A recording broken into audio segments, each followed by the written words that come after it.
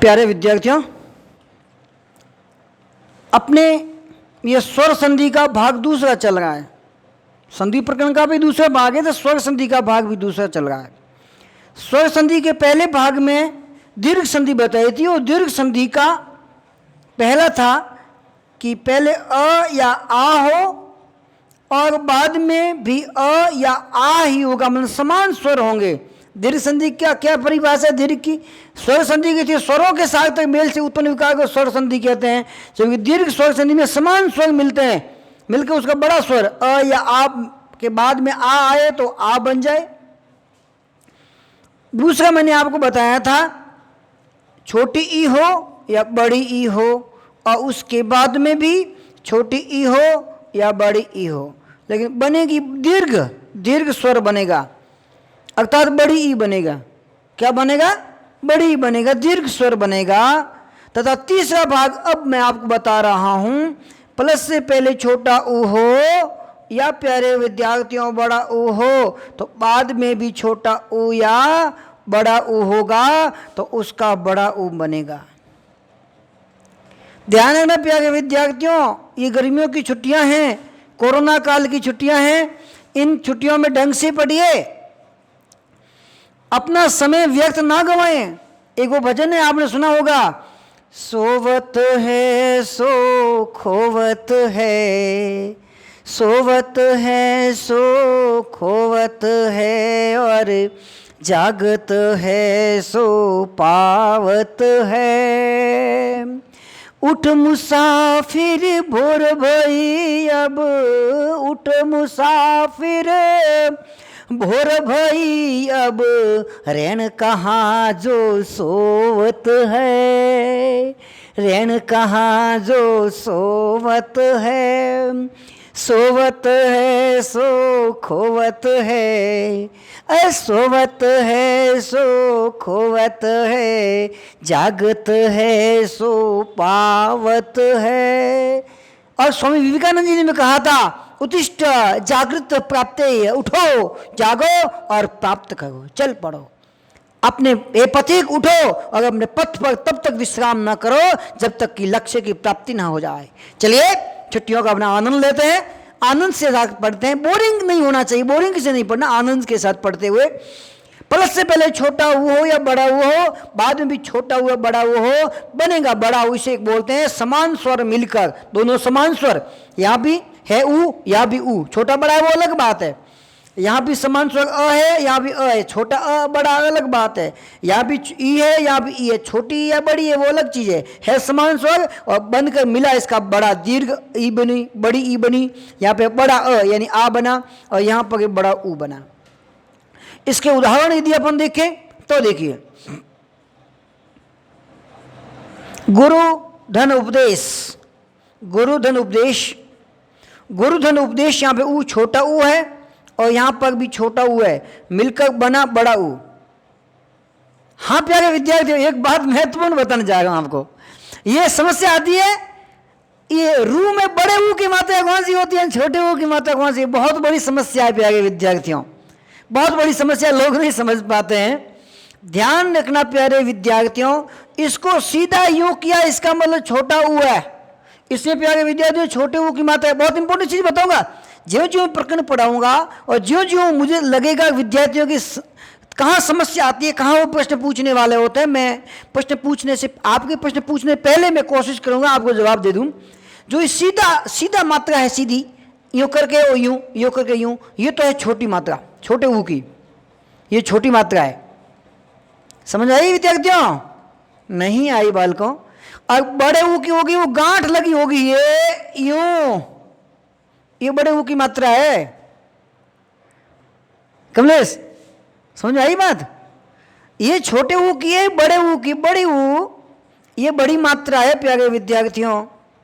जो भी पढ़ रहे हैं, भगत है, भावना है, संतोष है, मीनाक्षी है, पूजा है, भावना है, जो भी पढ़ रही है, जो राकेश है, सुरेश है, सब पढ़ रहे हैं, आनंद से पढ़ रहे हैं, आप पढ़िए। ये छोटी ऊ की मात्रा है, बड़े ऊ की मात्रा, छोटी मात्रा होती है, बड़ी ऊ गांठ लग गई होती है।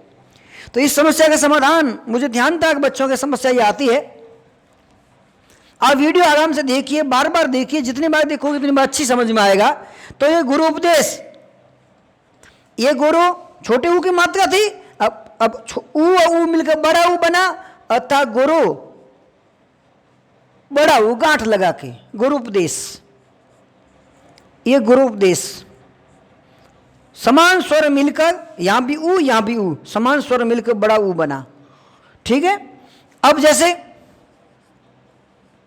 वधु में ऊ बड़ा आता है, लेकिन उत्सव में छोटा आता है, वधु उत्सव।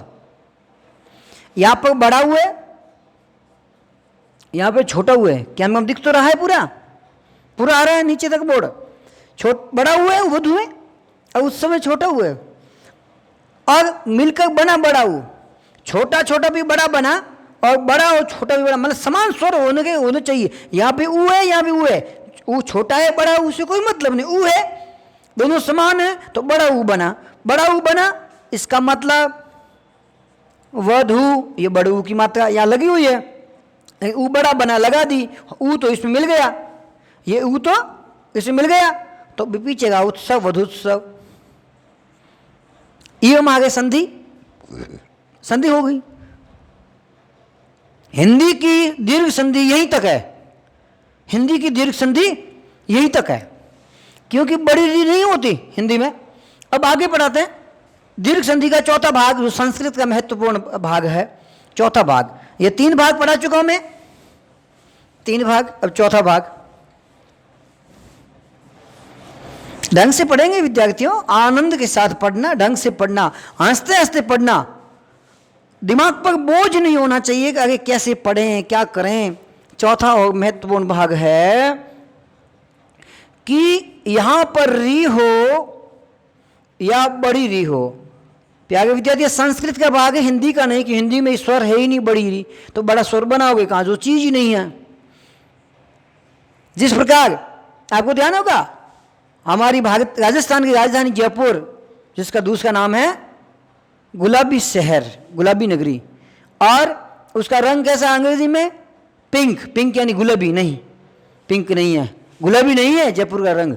लोग गलत कहते हैं क्योंकि वो विदेशी आए थे, उनके स्वागत में जयपुर नगर का रंग करवाया था, गुलाबी नहीं था। प्यारे विद्यार्थी, गुलाबी अलग होता है, उसका रंग है गेहुआ, गेहूं की आकृति, गेहूं जैसा, गेहुआ, गेहुआ रंग है उसका, जो गुलाबी से मिलता जुलता है। अब वो विदेशी वहाँ के शासक आए, उनके स्वागत में बनाया था, वो हेलीकॉप्टर से गुलाबी नगर के ऊपर, अपने जयपुर के ऊपर घूमे, उनको गेहुआ नगर दिखा, गेहुआ रंग। लेकिन गेहुआ रंग होता है, उसका अंग्रेजी में कोई नाम नहीं है, अंग्रेजी में उसका मिलता जुलता पिंक यानी गुलाबी है, इसीलिए उसको पिंक यानी गुलाबी शहर कहा गया। जो होता ही नहीं है तो फिर गेहूं को बोले क्या, तो इसीलिए अपने हिंदी में ये स्वर है ही नहीं तो बोले क्या। गेहूं रंग होने का पिंक, जिस प्रकार मौसी है, बुआ है, चाची है, मम्मी है, सबके लिए एंटी शब्द है। अब दूसरा है ही नहीं, शब्द लाए कहाँ से।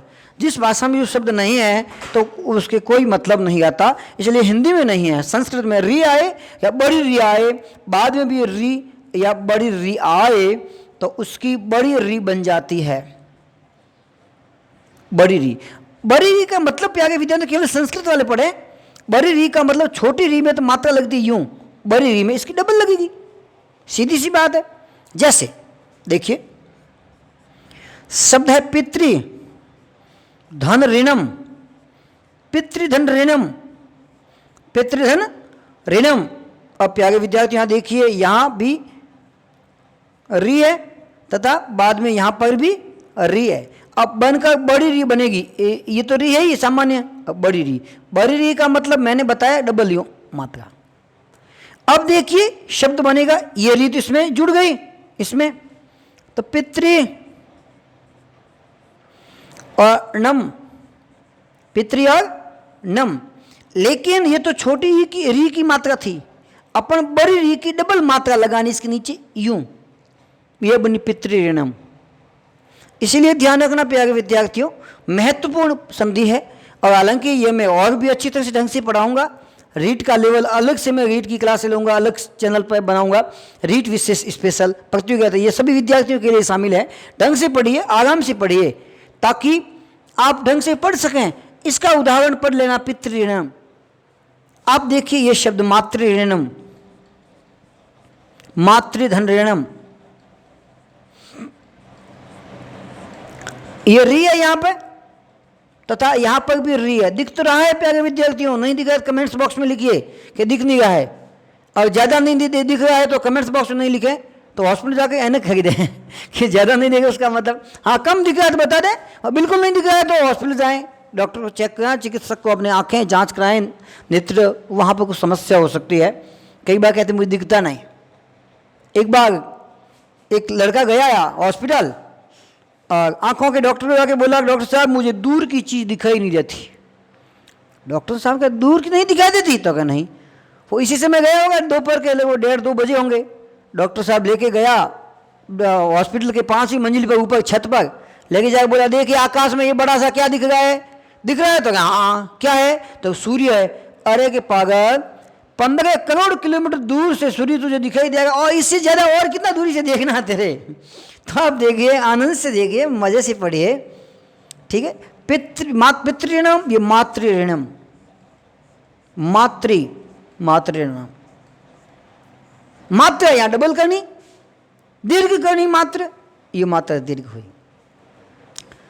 अब मैंने आपको बताया था अक सवर्ण दीर्घ, हालांकि अक, अब जैसे मैंने बताया ना हिंदी में 3 तरह के होते हैं। चौथा नियम, संस्कृत में लगता है कि हिंदी में बड़ी री नहीं होती, बड़ी री होती नहीं, तो 3 तक ये चौथा संस्कृत में नहीं है, हिंदी में नहीं है। अब अक, अक का भी अर्थ क्या होता है? अक सवर्ण, अ उ री लगी का, अ ई उ री तथा लरी, 5 होते हैं संस्कृत में प्यारे विद्यार्थियों। यहां तक हिंदी में,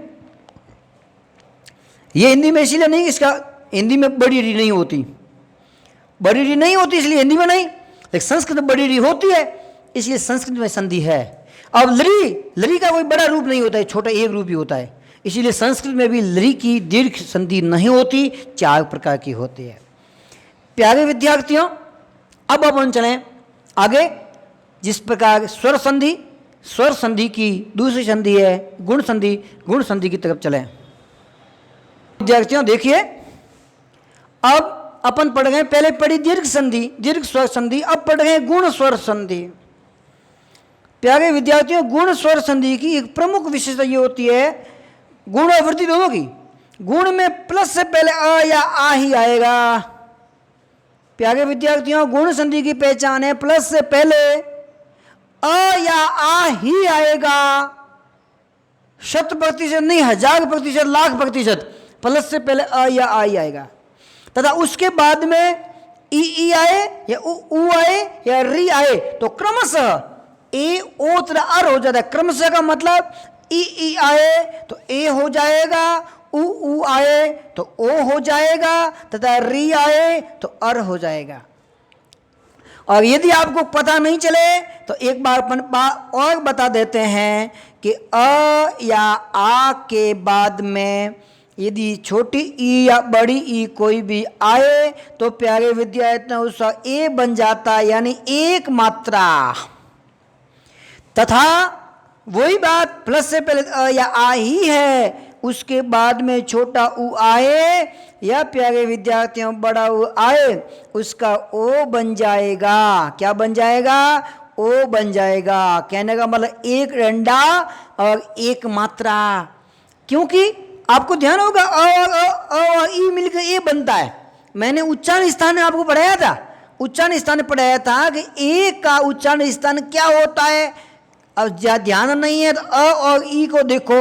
अ का उच्चारण स्थान है कंठ और ई का है तालु, ई का तालु, इसलिए ए का भी क्या हुआ? कंठ तालु, दोनों का मिक्स हो गया तो कंठ तालु।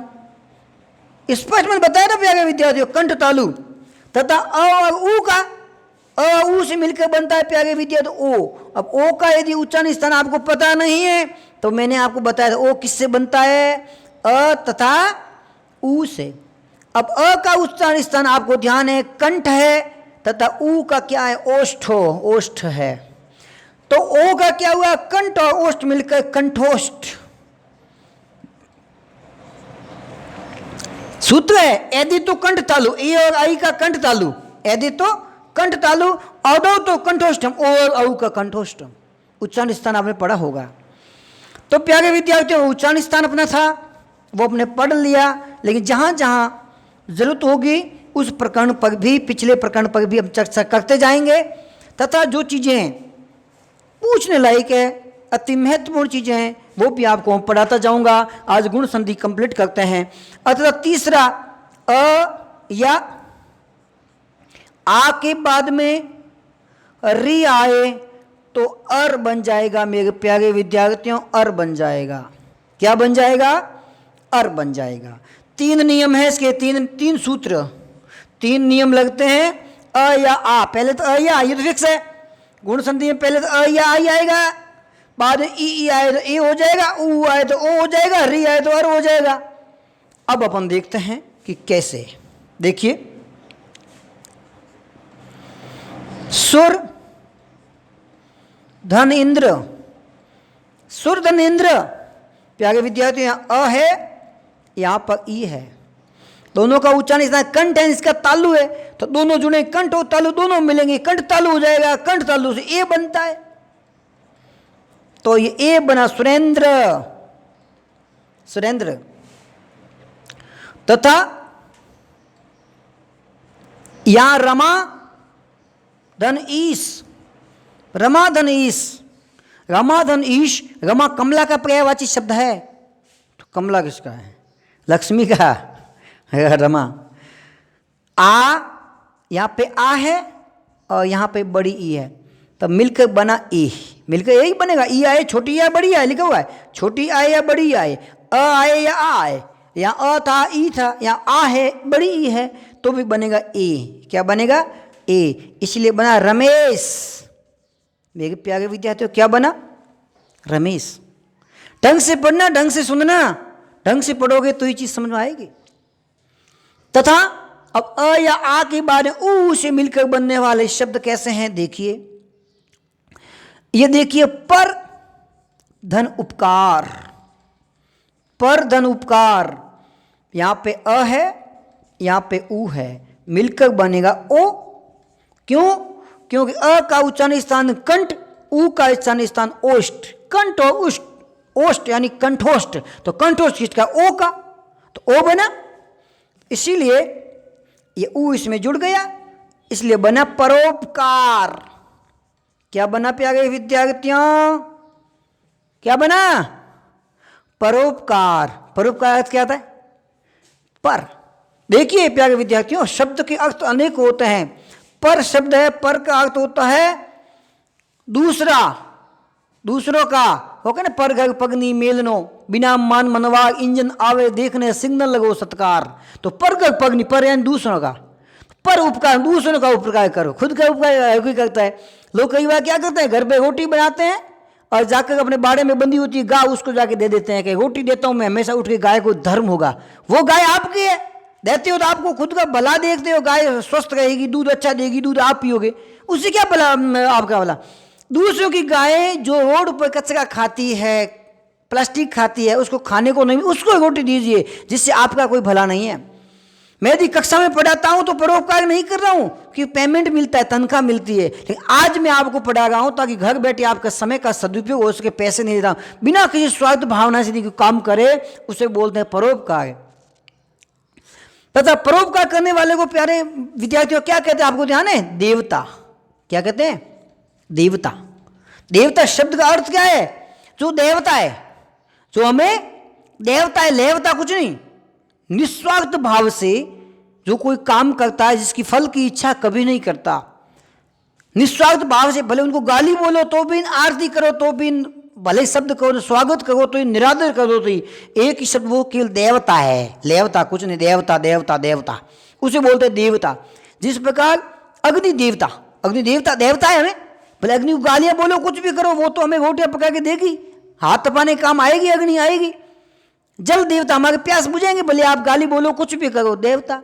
वृक्ष देवता है, देवता। देवता क्यों? देवता है। पेड़ हमें फल देते हैं, भले पत्थर मारो तो भी वो फल देंगे, वो पत्थर नहीं फेंकेंगे नीचे, आपने पत्थर एक फेंका, वो 4 पत्थर फेंकेंगे, ऐसा नहीं होता प्यारे। इसलिए देवता जो काम करते हैं, परोपकार की भावना से काम करता है, वो होता है देवता, इसलिए उन्हें देवता बोलते हैं, देवता है, लेवता नहीं है। तो मैं बात कर रहा था प्यारे, पर का अर्थ होता है दूसरों का भला करना, लेकिन पर का अर्थ दूसरा एक और होता है, पर का अर्थ पंख भी होता है। प्यारे विद्यार्थियों, पर शब्द का अर्थ पंख भी होता है। वो कहते हैं तूफानों से कह दो जरा औकात में रहे, तूफानों से कह दो जरा औकात में रहे, हम परों से नहीं हौसलों से उड़ा करते हैं। हम हौसलों से उड़ा, परों से नहीं, पर इन पंख से नहीं, हौसले हैं हमारे, हौसले से उड़ते हैं, हम कौन रोकता है? पंख से उड़ने वाले पक्षियों को हवा रोक सकती है, तूफान रोक सकता है, लेकिन ऐसी किसकी औकात के तूफान हमें रोक सके? तूफान भी हमें रोक नहीं सकता। एक तूफान की बात आती है, 5वीं में मैं पढ़ता था 1995 में, तब की कविता थी बहुत शानदार। उच्च हिमालय पर्वतराज खड़ा पहनकर हिम का ताज, मेघों को लेता है रोक, देते जो चरणों में ढोक, आंधी से अड़ जाता वीर वह शक्ति है इसे न चीर, इसका हृदय देश कश्मीर, इसके मस्तिष्क पे पामीर, इसके अंग अंग में फूल है, पंजाब इसी की धूल है। वाह वाह वाह, क्या वास्तव कविता थी, शानदार। चलिए, थी अब नहीं है, मतलब मेरी कक्षा में पहले थी, अब मेरी कक्षा में नहीं है वो, तो अब कविता तब भी है। पर धन उपकार सूर्य धन उदय, सूर्य धन उदय, सूर्य धन उदय, सूर्य का उदय। यहाँ पे प्यारे विद्यार्थी अ है और यहाँ पे उ है, मिलकर बना ओ। क्या बना? ओ बना। इसको बोलते हैं सूर्योदय। ओ की मात्रा लग गई ओ, और र तो है ही सूर्योदय। बात समझ में आई प्यारे विद्यार्थियों? ये मैंने आपको बताया गुण संधि के 3 भाग होते हैं। भाग पहली बात, प्लस से पहले तो अ या आ ही होगा, सोच के चलिए, ये आपको सोचने की जरूरत नहीं है, आ है अ है। मैं आपको संधि विच्छेद करना, पहले स्वर संधि पूरी करवा के बाद स्वर संधि का विच्छेद करना सिखाऊंगा। ये तो मैं संधि करना सिखाऊंगा, कई बच्चे संधि करना सीख जाते, विच्छेद करना नहीं जानते। बिल्कुल सरल है, आराम से पढ़िए, आराम से याद कीजिए। मैं आपको आगे का भाग बताता हूं। ये अ या आ के बाद ई वाला बताया, या ऊ वाला बताया, अब री वाला सिखाता हूं कि री क्या है। इसमें कई बार बच्चे भ्रमित हो जाते हैं। मुझे प्यारे विद्यार्थी अंग्रेजी कम आती है, लोग कहते हैं कन्फ्यूजन हो जाते हैं, मुझे अंग्रेजी आती नहीं, इसमें कन्फ्यूजन न बोलकर भ्रमित बोलना चाहूंगा आपके सामने। देखिए, अ या आ के बाद में री आए, तीसरा यही नियम है, मैंने बताया। आ के बाद ई आए या ऊ आए, ई वाला सुरेंद्र सुरेश वाला बता दिया, ऊ वाला परोपकार सूर्य वाला बता दिया, अब री वाला बताऊं। री वाला महत्वपूर्ण, सबके जाना पहचाना। री आए तो क्या बन जाएगा प्यारे वीडियो? अर मन र आधा, र के हलंद है, र आधा है, ध्यान रखना। अब इसका उदाहरण देखिए, महाधन ऋषि, महाधन ऋषि, महाधन ऋषि। अब महाधन ऋषि है, यहां पे प्यारे विद्यार्थियों आ है, क्या है? आ। यहां क्या है? री, री है तो, अरे री ये नहीं है, बोलते हैं री, तो री गलत है। अब लोग लिखे होते हैं ना ऋतिक रोशन, तो लोग ऐसे ऋतिक लिखते हैं, गलत है ऋतिक ऐसे लिखते हो, ऋतिक ये नहीं है, ऋतिक ये है, गलत लिखते हैं।